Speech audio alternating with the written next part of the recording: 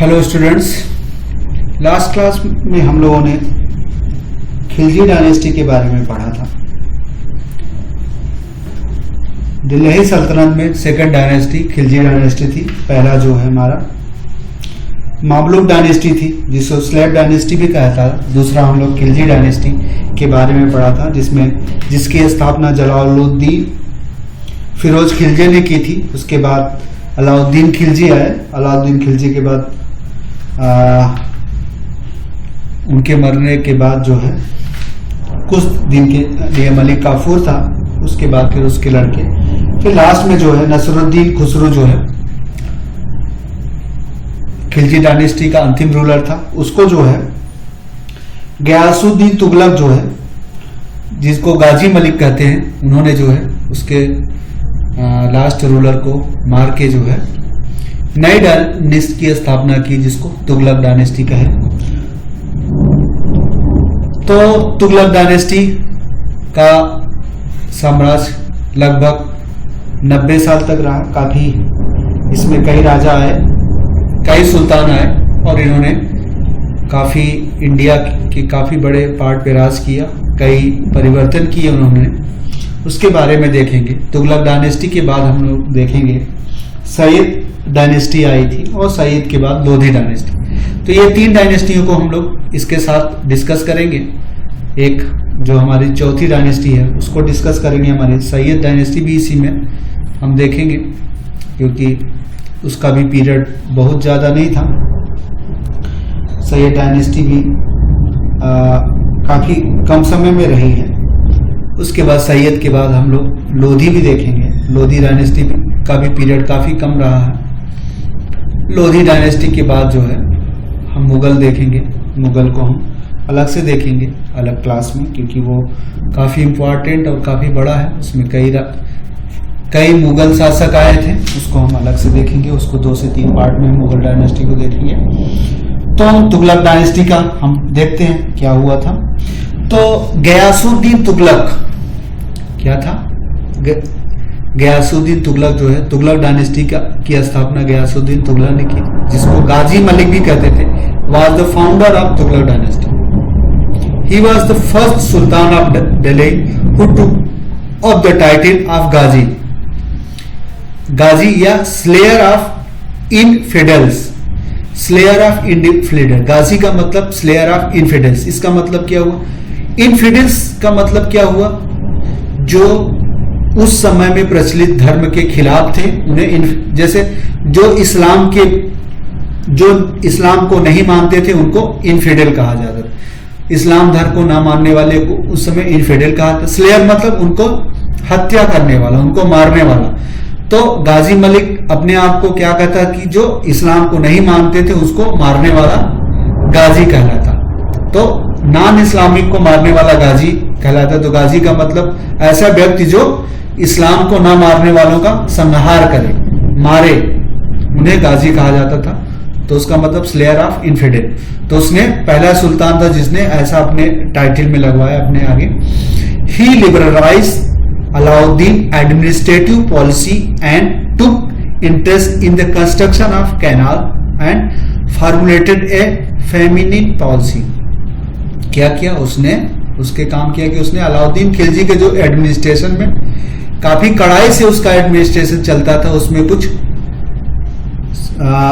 कुछ रियायत बरती, उसको लिबरलाइज किया।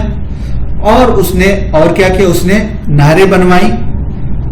उसके साथ जो उस समय फेमिना आता था, उस समय जो भूख क्या कहते, जो सूखा पड़ता था, उसके निवारण के लिए, उसको सही करने के लिए प्रॉपर योजना पे काम किया। तो इसने 2 काम किए। कैनाल बनवाई, मतलब सूखा से जो कृषि की हानि होती थी उसके लिए उसने नहरें बनवाई ताकि पानी मिल सके और इससे सूखा कम हो सके। तो इस पे उसने काम किया, जिससे लोग उसको अच्छा लगान मिल सके और लोगों की समृद्धि बढ़ सके। तो उसने ये अच्छा काम किया।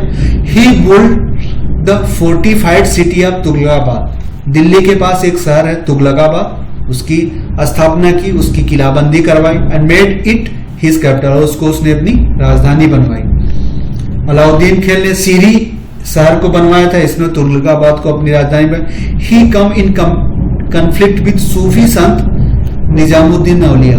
उस समय के प्रसिद्ध दिल्ली में निजामुद्दीन औलिया संत थे, उनसे इसकी लड़ाई हुई थी। He died in 1325।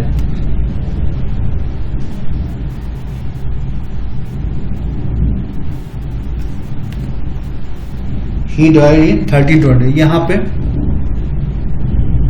ये है, और गियासुद्दीन तब, ये थोड़ा सा करेक्ट कर लिए, ये यहाँ पे 25 था, कहने का मतलब इसका 1320 से 1325 तक इसका शासन रहा है, ठीक है। He died in 1325 after a fall from a high raised pavilion।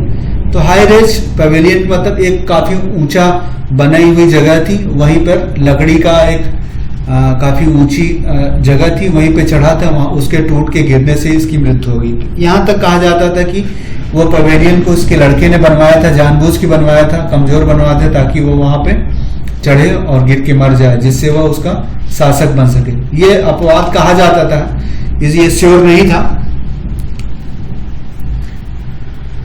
अब इसके मरने के बाद उसका लड़का जो बनता है मोहम्मद बिन तुगलक, उसका लड़का जो है मोहम्मद बिन तुगलक बनता है 1925 से, सॉरी 1325 से। ये लगभग 25-26 साल तक था, सबसे ज्यादा इसने शासन किया था।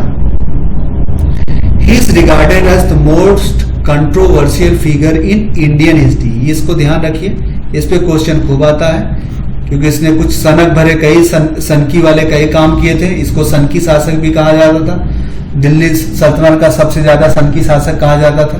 थोड़ा क्रूर भी था, लोगों के साथ काफी बुरे बर्ताव करता था, लेकिन दिल्ली सल्तनत का सबसे पढ़ा लिखा शासक था। इसके साथ ये खूबी थी कि ये सबसे ज्यादा पढ़ा लिखा और विद्वान शासक था। दिल्ली सल्तनत के जो 5 डायनेस्टी थी उसमें सबसे ज्यादा पढ़ा लिखा शासक यही था। इसकी खूबियां थी, सबसे ज्यादा पढ़ा लिखा था, लेकिन इसके साथ साथ ये कंट्रोवर्सी था, क्योंकि ये ऐसे ऐसे इसने काम किए जो कि इसके काम तो बहुत अच्छे थे, लेकिन वह उस समय सही तरह के से लागू नहीं हो पाए, इसलिए वो फेल हो गए थे। लेकिन इसकी योजनाएं तो अच्छी थी, लेकिन योजनाएं ठीक से लागू नहीं हो पाई थी, इसलिए इसको कंट्रोवर्शियल फिगर कहा गया। In because his 5 ambitious project, इसने 5 महत्वाकांक्षी प्रोजेक्ट शुरू किए, लेकिन सारे फेल हो गए थे। पहला क्या किया था, increase in the land revenue in Doab. उसने जो है दोआब क्षेत्र जो था वहां पे लैंड रेवेन्यू बढ़ा दिया। Between Ganga Jamuna north the major prove to be ill time as Doab was passing through famine which was followed by plague. तो कहा उसने दोआब क्षेत्र में, जो गंगा जमुना का दोआब क्षेत्र था, वहां पे लैंड रेवेन्यू बढ़ाया, क्योंकि वो बहुत उपजाऊ जगह थी। लेकिन उसने यह काम उस समय किया जब दोआब में पहले से ही सूखा पड़ा था, और सूखे के बाद वहां पे प्लेग नामक बीमारी आ गई। तो उस समय लैंड रेवेन्यू बढ़ाने से लोगों ने उसका विद्रोह कर दिया, और इसको काफी मुश्किल आई विद्रोह दबाने में। तो उसने काम तो अच्छा किया, क्योंकि दोआब में उपजाऊ जमीन थी, वहां ज्यादा लगान मिल सकती थी, लेकिन समय गलत था, इसलिए यह फेल हो गया। दूसरा क्या, he was committed to maintain the sultanat expansion into newly conquered provinces of peninsular India. क्या इसका क्या मतलब, he was committed to maintain the sultanat expansion into the newly conquered provinces of peninsular India. Bharat के पेनिनसुलर इंडिया, पेनिनसुलर इंडिया कहाँ था, महाराष्ट्र, नीचे कर्नाटका, ये क्षेत्र वाला महाराष्ट्र, कर्नाटका, आंध्रा वाला जो क्षेत्र था, वहां पे क्या उसने जो है मुगल साम्राज्य वहां सल्तनत का साम्राज्य वहां तक फैल चुका था। तो उसने ये कोशिश की कि उसने वो साम्राज्य जो जीत लिया था, उस साम्राज्य को उसका सही से रख रखाव किया जाए, उसका सही से मेंटेनेंस किया जाए, ताकि वहां पे विद्रोह ना हो। ऐसा उसने काम सोचा। उसके लिए उसने क्या किया, to have better administration of the southern part of empire, Mohammad move the capital from Delhi to Devanagari, ये याद रखिएगा, in Deccan, renaming the city Devagiri as Daulatabad. The plan failed due to inadequate water supply arrangement in Devgiri. The capital had to be shifted back again to Delhi after 2 years. क्या हुआ, इसका क्या मतलब हुआ? तो साउथ इंडिया का जो एडमिनिस्ट्रेशन अच्छे संभालने के लिए उसने क्या किया, दिल्ली से राजधानी देवगिरी शिफ्ट कर दिया। दिल्ली से राजधानी, कहा यह जाता है कि लोग जो है दिल्ली से पैदल दिल्ली से राजधानी लौटे, उसके बाद वहां पे देवगिरी में रहे, लेकिन वहां पानी ठीक से नहीं मिला, इसलिए काफी लोग भूखे प्यासे मर गए। और 2 साल तक जब वहां पे रहे और सारी चीजें काफी दिक्कत हुई, तो उसने फिर से जो है अपनी राजधानी को दिल्ली ले आया। इसलिए ले जाने में उसको काफी नुकसान हुआ और उसके बहुत से लोग मारे गए, इसलिए उसका यह भी प्लान फेल हो गया, इसलिए इसका दूसरा प्लान भी फेल हो गया। अब क्या है, तीसरा क्या था, तीसरे में क्या है, he also had the idea of introducing token currency for the first time in India, modeled after the Chinese example, using copper coin backed by silver and gold kept in treasury. However, very few people exchange their gold या silver coin for new copper one, and the token were easy to forge, which leads to heavy loss. अब क्या हुआ, इसका क्या मतलब, उसने तीसरा idea क्या किया, उसने टोकन करेंसी चलाई। टोकन करेंसी मतलब सांकेतिक मुद्रा का चालन किया। वह ऐसा कैसे किया, और सांकेतिक मुद्रा इंडिया में सबसे पहले उसने शुरुआत की, और यह चीज उसने चाइना से सीखा। चाइना में इस तरह का काम हो रहा था, इसलिए उसको सीख के उसने किया। तो उसने क्या किया कि कापर सिक्के बनवाए अपने टकसालों में, और कहा कि एक कापर की कीमत जैसे एक चांदी का रुपया है, उसकी कीमत जैसे 1 रुपया है, तो उसने कहा कि चांदी का रुपया आप दे दीजिए, उसके बदले आप कापर ले लीजिए, तो जितना महत्व उस चांदी के रुपए का है उतना ही महत्व कापर का भी होगा। ऐसा उसने सोचा कि लोगों को कापर देके चांदी और सोने उसके बदले ले लेंगे, क्योंकि सोने के सिक्के और कापर के सिक्के में, लेकिन लोग चालाक थे, उन लोगों ने ऐसा नहीं किया। उन्होंने सल्तनत के यहाँ जो सिक्के बन रहे थे उससे उन्होंने कोई अदला बदली नहीं की, बल्कि उसकी जगह उन्होंने फर्जी उसी तरह के सेम सिक्के चोरी से बनाने लगे, जिसके कारण राजा को, सुल्तान को काफी हानि हुई। एक तो उसने जो सोचा था कि कापर सिक्के के बदले उसे सोना और चांदी मिल जाएगा, तो उसको सोना और चांदी भी नहीं मिला, बल्कि लोगों ने जो है गलत तरीके से लोगों ने क्या किया, गलत तरीके से कापर के सिक्के बना के और उसको यूज करने लगे, जिससे सरकार को बहुत ज्यादा हानि हुई। लोग सरकार से सिक्के भी नहीं लोगों ने लिया, न चांदी भी दिया, और फर्जी जो है, नकली जो है सिक्के बना के मार्केट में यूज करने लगे। इससे उसकी यह योजना भी फेल हो गई, तीसरी योजना भी फेल हो गई। अब थर्ड क्या, Mohammad bin Tughlaq plan and expedition for the conquest of Khurasan and Iran. उसने जो है ईरान और इराक क्षेत्र पे कब्जा करने के लिए उसने सोचा कि वहां पे युद्ध बढ़ाएं, अपना साम्राज्य उधर भी बढ़ाएं। But the scheme was abandoned as condition in Iraq improved pay the star army for 1 full year. हुआ क्या, उसने जब योजना बनाई कि हम अपनी बड़ी सेना लेके उधर जाएंगे, तो उसने क्या, खूब बड़ी सेना को 1 साल का पेमेंट इकट्ठा दे दिया। अब क्या हुआ, जब उसको लगा कि अब हमको युद्ध करना चाहिए, तो देखा कि इराक के क्षेत्र में जो है वहां की शासन व्यवस्था काफी अच्छी हो गई, तो उसको लगा कि अब वहां पे जाना और वहां पे युद्ध करना संभव नहीं है, क्योंकि वहां पे शक्तिशाली राजा हो गए, सुल्तान हो गए। तो जिसके कारण 1 साल का जो उसने लोगों को पैसा दिया था वो भी उसका खत्म हो गया, और इराक को भी वो जीत नहीं पाया। तो ये भी चौथी योजना उसकी खराब हो गई।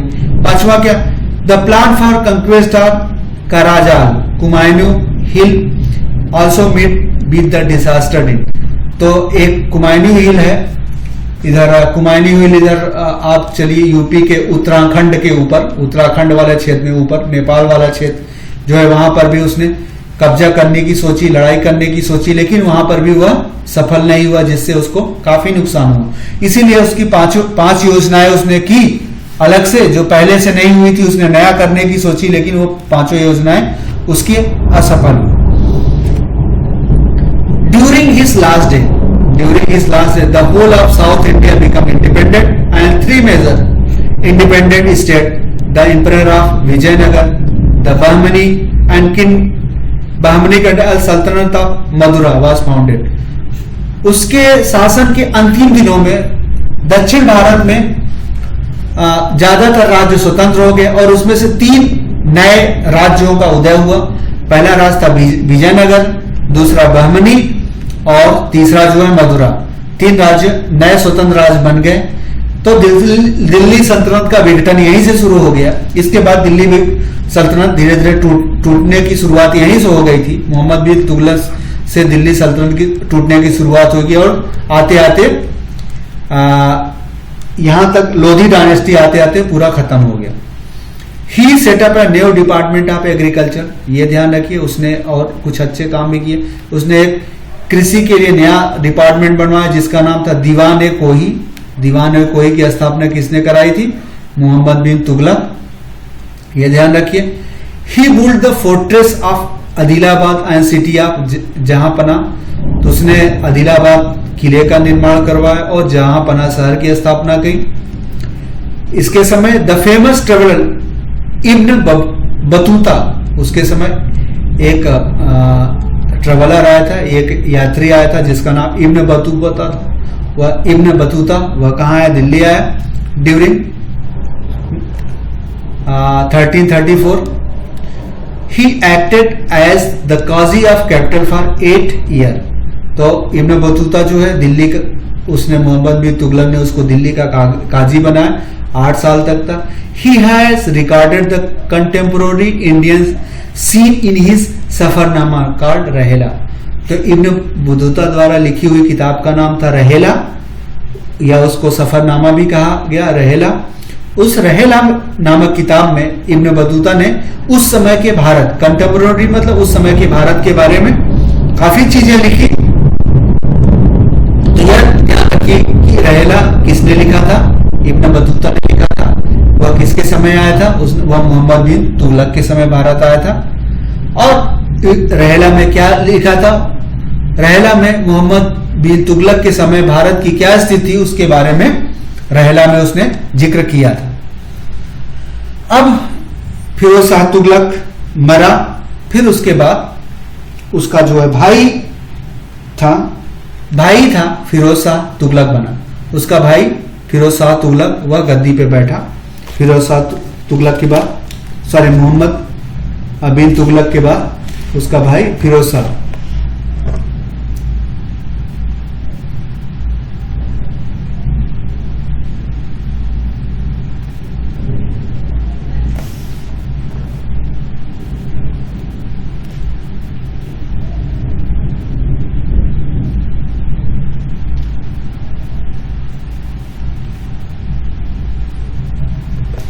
ठीक है, तो फिरोज शाह तुगलक बना।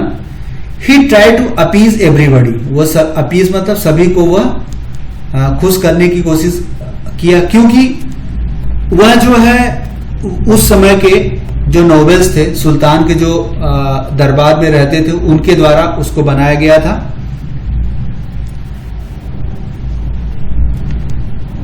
ही cancelled the loan of peasant which had been advanced by his predecessors। तो उसने क्या किया? उसने जो किसानों को लोन दिया गया था वो लोन उसने कैंसिल कर दिया। जो उसको एडवांस मिला था, उसके लोगों को जो मिला था उसने सबको माफ कर दिया। He did not give any harsh punishment and banned the inhuman practice like cutting hand and nose। उसने क्या किया? उसने कठोर से जो उस समय पनिशमेंट दिए जाते थे, सजाएं दी जाती, उसको बंद कर दिया। इनह्यूमन मानवता के खिलाफ थी, जैसे किसी का हाथ काट लेना, नाक काट लेना, इस तरह की सजाएं उसने बंद करा दी। Agriculture was developed by the reclamation of wasteland and by providing irrigation facility.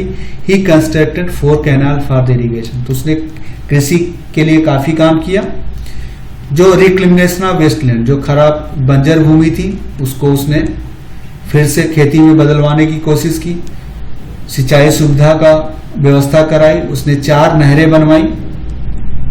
He made इक्तादारी system hereditary, उसने इक्तादारी सिस्टम जो शुरुआत में इल्तुतमिश के समय शुरू हुआ था, उसने इक्तादारी सिस्टम उस समय बदला जा सकता था, लेकिन इसने क्या है, हेरेडिटरी मतलब वंशानुगत बना दिया कि एक इक्ता किसी को मिला है तो वह उसके लड़के को मिल जाता था। तो ये हुआ। The principle of hereditary was recognise not only in civil office but also in army. तो अब हेरेडिटरी जो वंशानुगत की जो चीजें थी उसको सिविल काम में ही नहीं, आर्मी में भी, कि कोई आर्मी में है तो उसका लड़का उसके जगह पे सोल्जर बन जाएगा, ऐसा सिस्टम इसके समय डेवलप्ड हो गया। Soldier were given land assignment instead of cash में, सैनिकों को क्या दिया जाता था, जमीन दे दी जाती थी कि आप जाइए वहां खेती बाड़ी करिए, लगान वसूलिए, आपको कोई पेमेंट नहीं दी जाएगी। अलाउद्दीन खिलजी के समय पेमेंट कैश दिया जाता था, लेकिन यहाँ पे कैश देना बंद हो। ही आल्सो इम्पोज न्यू टैक्सेस, उसने कई नए कर लगाए। और इसके क्या क्या काम थे, फिरोज शाह तुगलक के। ही बुल्ड न्यू टाउन, उसने नए शहर बनाए। हिसार हरियाणा में, फिरोजपुर, फतेहाबाद, फिरोजाबाद, ठीक है। The present day of Firoz Shah Kotla Delhi में स्टेडियम है, उसको भी इसने बनवाया था। तो उसने हिसार बनाया, फिरोजपुर बनाया, फतेहाबाद बनवाया, फिरोजाबाद बनाया, जौनपुर भी इसने बनवाया था। बुल्ड हिज कैपिटल, और उसने built his capital Firozabad and to be beautified, उसने अपनी राजधानी कहां बनवाई, फिरोजाबाद बनवाई, और उसको सौंदर्यीकरण करवाया, ब्यूटिफाइड इट, सौंदर्य। Brought 2 Ashoka pillar, one from Topra in Ambala and other from Meerut. तो उसने अशोक के 2 पिलर को दिल्ली मंगवाया, एक कहां से था, टोपरा, अंबाला में, हरियाणा में है अंबाला, वहां पे एक अशोक का पिलर था, उसको दिल्ली मंगवाया। और दूसरा कहां, मेरठ में था, उन दोनों को मिला के दिल्ली में उसने फिरोज शाह कोटला में उसने वहां पे गड़वा दिया। ही आल्सो सेटअप हॉस्पिटल, उसने अस्पताल बनवाई। डग ए नंबर ऑफ कैनाल, पहले ही बता चुके, उसने कई नहरें बनवाई, जिसने 4 नहरें बनवाई।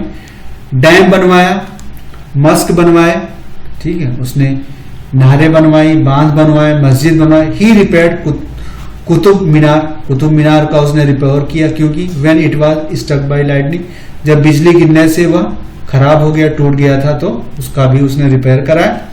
ही रोट ए बुक फतुहे ए फिरोज शाहू, उसने एक किताब लिखी, फतुहे ए फिरोज शाही, उसने किताब लिखी, शाही होगा यहाँ पे, तो इसके द्वारा लिखी हुई, फिर फतुहे फिरोज शाही याद रखिए। बर्नी, इसका कोर्ट का दरबारी करते हैं, बर्नी इज कोर्ट हिस्टोरियन रॉट तारीख ए फिरोज शाही, उसका फेमस राइटर था बर्नी, और फतवा ए जहांदारी। तो बर्नी ने 2 किताबें लिखी, तारीख ए फिरोज शाह के ऊपर ये लिखी थी, और फतवा ए जहांदारी, 2 किताबें बर्नी ने लिखी थी, जो फिरोज शाह तुगलक का दरबारी कवि था। अब इसके बाद क्या हुआ, Firoz Shah Tughlaq was succeeded by his grandson, Firoz Shah के बाद उसका पौत्र जो है गद्दी बेटा, who took up the title of Ghiyasuddin, ठीक है। उसके बाद जो है तो who took the title of Ghiyasuddin Tughlaq Shah second, तो उसका जो पौत्र था उसने गियासुद्दीन तुगलक शाह सेकंड की टाइटल लेके उसका पौत्र बना। He was a pleasure loving king who try to strength his position by merely disposing of all possible rival. तो वो क्या था, वह बहुत सुख प्रेमी था, वो काम धंधे, वो ज्यादा वो सुख सुविधाओं में, विलास में रहने वाला राजा था। वह अपनी पोजीशन को मजबूत करने के लिए एक दूसरे से लड़ाता रहता था, उसको लगता था कि वो मेरे खिलाफ हो सकता है, तो उसका किसी से दुश्मनी करा के आपस में एक दूसरे से लड़ाने का काम करता था, जिससे सल्तनत में काफी अफरा तफरी मच गई और वह सल्तनत कमजोर हुआ। Ghiyasuddin was replaced by Abu Bakr Shah. Ghiyasuddin के बाद उसको जो है अबू बकर शाह बना। Abu Bakr was replaced by Nasiruddin Mohammad. Abu Bakr के बाद नसरुद्दीन मोहम्मद बना 39 हु रूल टिल 1934। तो वह 1390 में बना और 94 तक रहा। His son Alauddin Sikandar Shah ascended the throne briefly. फिर उसका लड़का Alauddin Sikandar Shah 1390 but he fell sick almost immediately after his succession and died. लेकिन उसका लड़का क्या हुआ, फेल्ड ऑलमोस्ट इमीडिएटली, राजा बनते ही वो बीमार हो गया और उसी साल उसकी मृत्यु हो गई। अब उसके बाद कितने हो गए, फिरोज शाह के बाद उसका पौत्र एक, उसके बाद अबू बकर 2, नसरुद्दीन 3 और अलाउद्दीन 4 लोग आके चले गए बड़ी जल्दी। 4 लोग बड़ी जल्दी आके चले गए। ठीक है, 88 में फिरोज शाह मरा। उसके बाद लगभग 94 तक 4 लोग चले गए। 5वां कौन था, the vacant throne now fall to Nasiruddin Muhammad Tughlaq. उसके बाद नसरुद्दीन मोहम्मद तुगलक बना। उसी के समय तैमूर जो है एक तुर्क आक्रमणकारी था, तैमूर लंग कहा जाता, बहुत तुर्किश था, उसने भारत पे आक्रमण किए और जो है तुगलक डायनेस्टी खत्म हो गई। अब नेक्स्ट डायनेस्टी आपकी सैयद डायनेस्टी आती है। तुगलक डायनेस्टी के बाद सैयद डायनेस्टी। सैयद डायनेस्टी के बारे में कहा यह जाता है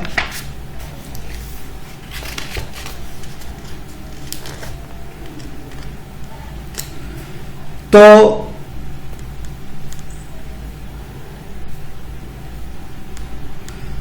दौलत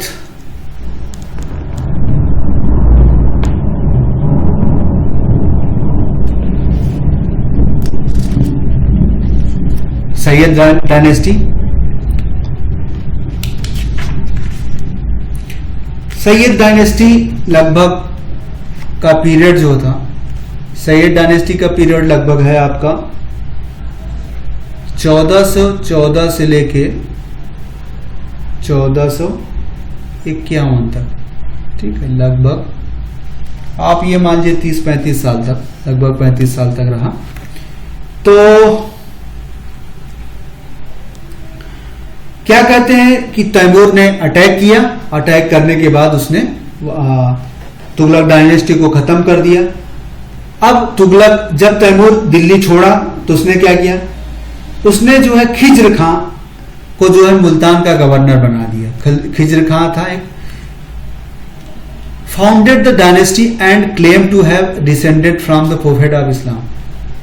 तो वह he help Timur in his invasion, so he was given the governorship of Lahore, Multan and Dipalpur. ये क्या है, खिज्र खान कौन था, वह सैयद डायनेस्टी का संस्थापक था और उसने कहा कि मैं प्रोफेट इस्लाम, मैं पैगंबर के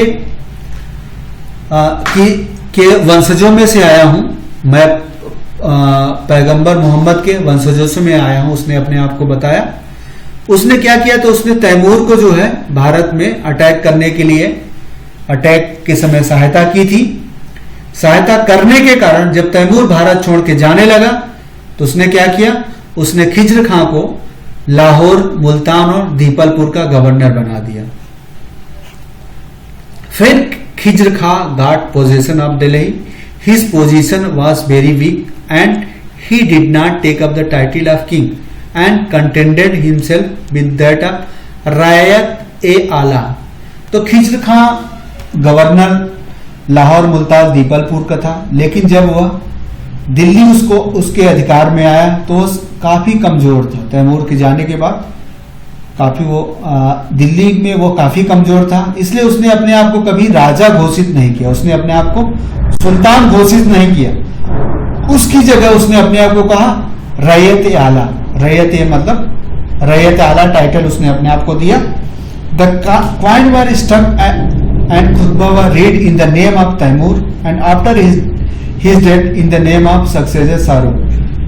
वह इतना कमजोर था कि वह जो कॉइन सिक्के ढलवाता था उसमें भी तैमूर का नाम रखवाता था और खुतबा भी उसके नाम से ही शासन करता था। उसने अपने आप को तैमूर का प्रतिनिधित्व स्वीकारा, उसने खुद को अपना स्वतंत्र सुल्तान नहीं बनाया।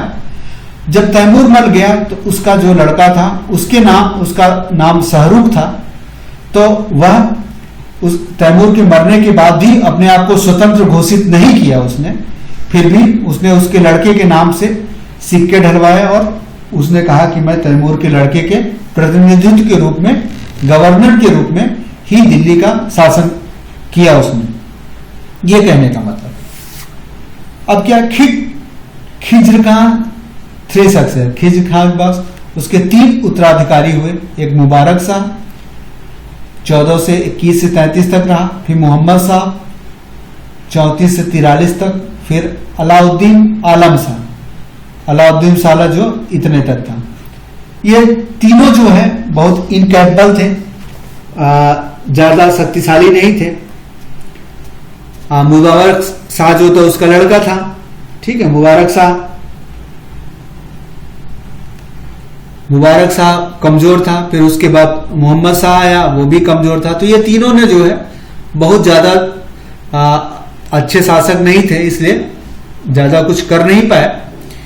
और सैयद डायनेस्टी के 37 साल, लगभग 35 हमने बोला था, 35, 36, 37 साल का year remain trouble with external invasion, internal chaos etcetera. This provide opportunity to Bahlol Lodi. अब क्या हुआ? सैयद डायनेस्टी के 37 साल के इतिहासों में हमेशा परेशानियां थी, बाहर से अटैक होते रहते थे। उसके अंदर में, साम्राज्य के अंदर भी काफी गड़बड़ी होती रहती थी, क्योंकि ये लोग इधर उधर एक दूसरे के लड़ाने में बिजी रहते थे। जैसा कि मोहम्मद शाह क्या था, मोहम्मद शाह के बारे में कहा जाता था, he was always busy acting against conspirator and gradually lost the control over his noble. तो मोहम्मद शाह एक दूसरे के खिलाफ लड़ाने में बिजी रहता था। इसके पहले भी देखा था हमने, तुगलक डायनेस्टी में भी इस तरह की चीजें हो रही थी। तो इसके कारण जो है बहलोल लोदी एक दूसरा जो है लोदी डायनेस्टी का संस्थापक था, उसको मौका मिल गया। यह एक अफगान था और उसने सैयद डायनेस्टी को हटा के वहां पे शासक बन गया।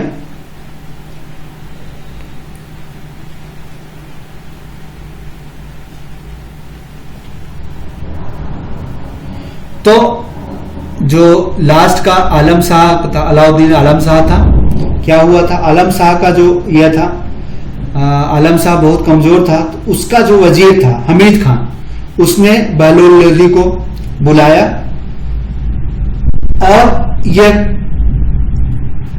और उसने जो है क्या किया, आफ्टर इट, फिर उसने जो क्या किया, उसके वजीर ने जो है बहलोल लोदी को कहा कि आप आइए दिल्ली का शासन लीजिए। तब अलाउद्दीन अहमद शाह को लगा कि अब मैं अलाउद्दीन अहमद शाह को लगा कि अब मैं यहाँ का राजा नहीं रह सकता, सुल्तान नहीं रह सकता। तो उसने दिल्ली अपने आप से छोड़ दिया और दिल्ली छोड़ के वहां कहां चला गया?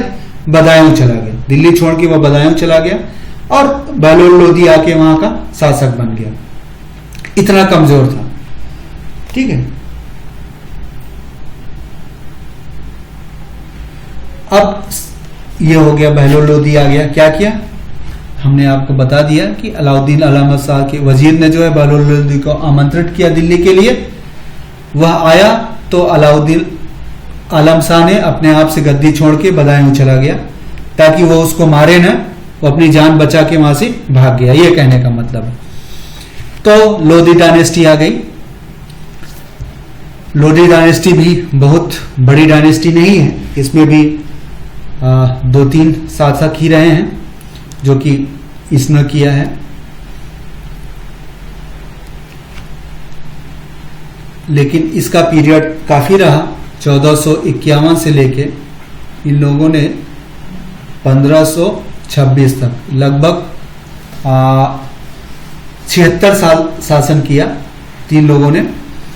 दे were Afghan by race, considered the first Afghan dynasty. तो ये लोग कौन से थे? ये अफगानिस्तान के रहने वाले थे, लोधी लोग अफगानिस्तान के रहने वाले थे, और ये कहा जाता है कि सल्तनत में पहले अफगान रूलर थे। उसके पहले कौन से? वो सारे तुर्क थे, तुर्किस्तान से आते थे, वो तुर्क थे, वो तुर्क वाले क्षेत्र थे, तुर्कीज थे, लेकिन ये पहला अफगान था। बहलोल लोदी का पीरियड 1451 से लेके इतने तक रहा, लगभग कितना हुआ? 5 3 लगभग 39 ईयर, आधा समय तो इसी ने 75 साल में 39 साल रहा। He conquested Jaunpur by the Austin Sharqi dynasty. Sharqi dynasty की स्थापना हो गई थी जौनपुर में। तो बहलोल लोदी ने जौनपुर पे अधिकार कर लिया सर्की डायनेस्टी को हटा के। ही रिवाइव सल्तनत टू क्वाइट एंड एक्सटेंड। उसने सल्तनत को फिर से रिवाइव करने की कोशिश की, फिर से साम्राज्य को खड़ा करने की कोशिश की।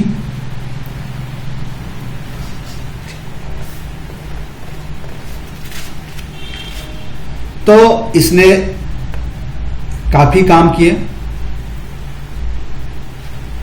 उसके बाद इसने 2 काम किए, एक सर्की जौनपुर पे कब्जा किया बस, इस और उसको साम्राज्य को फिर से एकत्रित करने का काम किया इसने।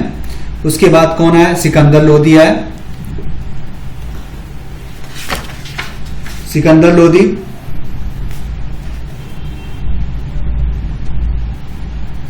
तो कहा कि सिकंदर लोदी के बारे में कहा जाता है कि ही वॉज नोबलेस्ट, सबसे अच्छा रूलर था। 3 लोधी में 3 रूलर थे, उसमें सबसे था। इसके बारे में यह कहा जाता था कि इसकी माता हिंदू थी, ठीक है, यह कहा जाता है इसकी माता हिंदू थी। ही इंट्रोड्यूस्ड गजे सिकंदरी, उसने गजे सिकंदरी नामक एक पैमाना किया जिसको अकबर ने भी यूज किया था टोडरमल के साथ, आगे हम देखेंगे। वह 32 डिजिट का एक पैमाना था जिससे खेत की नाप की जाती थी, ठीक है। तो गजे सिकंदरी किसने इंट्रोड्यूस की? ये बहुत इंपॉर्टेंट है, सिकंदर लोदी ने की थी। उसका यूज खेत की नाप जोक करने के लिए एक फिक्स पैमाना था, उसको किया उसने। 1904 में क्या किया? आगरा शहर की स्थापना की। तो ये बहुत इंपॉर्टेंट है, याद रखिए सिकंदर लोदी के बारे में। उसने गजे सिकंदरी की और आगरा की स्थापना की और उसको अपना राजधानी बताई। बाद में आगरा के पास ही जो है सिकंदरा में जो है अकबर ने भी नई राजधानी बनाई थी। ये ध्यान रखिए, आगरा शहर की स्थापना सिकंदर लोदी ने की थी और गजे सिकंदरी की स्थापना की थी। और यह इसके बाद तीसरा था Ibrahim Lodi. He was defeated and killed by the Babur. अंतिम शासक जो है पानीपत की पहली लड़ाई, ये ध्यान रखिए। तराइन की युद्ध हमने बताया था जिसमें दिल्ली सल्तनत की स्थापना हुई थी। तो पानीपत की लड़ाई में मुगल सल्तनत की स्थापना हुई थी, ये ध्यान रखिए। तराइन में दिल्ली सल्तनत और पानीपत जो कि हरियाणा में पड़ता है, या इसमें जो है मुगल सल्तनत की स्थापना हुई थी। तो इब्राहिम लोदी को बाबर ने हराया। बाबर भी तुर्कीज ओरिजिन का था, ये अफगान थे, बाबर भी तुर्कीज ओरिजिन का था। और बाबर को भी जो अफगान शासक में जो इसके अफगानों के विद्रोही थे उसने बाबर को इनवाइट किया था कि वो आए और दिल्ली पर अटैक करे, यही हुआ था। तो Babur first battle of Panipat में विद दिस सुल्तानत दिल्ली खत्म हो गया। तो बाबर आए और लड़ाई हुई पानीपत की और यहाँ पे इब्राहिम लोदी खत्म हो। तो दिल्ली सल्तनत का सबसे अंतिम शासक इब्राहिम लोदी था और पानीपत की लड़ाई में इसकी स्थापना हुई। इस तरह जो है दिल्ली सल्तनत में 5 डायनेस्टियां आई और 5 डायनेस्टियां जो है 1191 से लेके आप 1526 इतने साल आप कर लीजिए, इतने सालों में तक रही, लगभग 4 लगभग 450 साल जो है 5 डायनेस्टियों ने भारत पे दिल्ली सल्तनत की पे राज किया 450 साल, बहुत बड़ा इतिहास होता है। तो हमने जो है दिल्ली सल्तनत में 450 साल के इतिहास के बारे में स्टडी किया। पहला गुलाम डायनेस्टी, फिर खिलजी डायनेस्टी, फिर तुगलक डायनेस्टी, फिर सैयद डायनेस्टी, फिर लोधी डायनेस्टी। तो इन 450 सालों का इतिहास हमने तीन लेक्चरों में डिस्कस किया। इसके बाद अब हम जो है मुगल शासन के बारे में पढ़ेंगे। अगले कम से कम 3 या 4 लेक्चर उसमें भी लगेंगे, तब जाके मुगल साम्राज्य खत्म होगा। मुगल साम्राज्य खत्म होगा तो मुगल साम्राज्य खत्म होने के बाद फिर हमारा मिडिवल खत्म हो जाएगा, हमारा मॉडर्न शुरू होगा। तो मुगल साम्राज्य में लगभग देखिए इतना है, इसमें भी लगभग 300 साल का इतिहास हम इसमें पढ़ेंगे। Okay, till then thanks.